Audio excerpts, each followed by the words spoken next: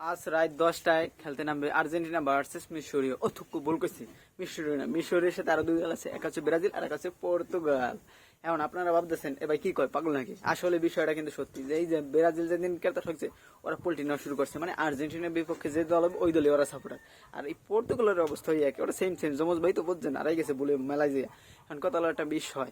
মনে করেন আজকে হয়তো ওরা ডক্টর মিশরের সাথে জমক মমক খাড়াইয়াও মনে করেন পারবে না, কালা জাদু মালা জাদু করবে, কিন্তু বিষয়টা আছে কি আর্জেন্টিনা তো আজকে জিতবে, মেসি আজকে হ্যাটট্রিক করবে, 3 গোল দেবে।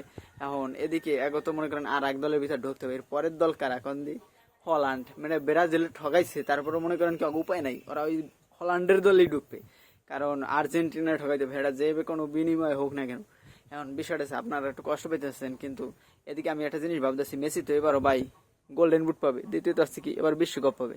এই এরপরে কি আপনারা কষ্ট পাবেন, কষ্টটা পাইয়া মনে করেন কি এখন কাতা মোড়া ল্যাপ মনে দিয়ে ঘুমান। আর পারলে ভাই একটু আর্জেন্টিনার সাপোর্ট করবেন, হেলে দ্বিতীয়বার যদি আপনার কপালটা খোলে।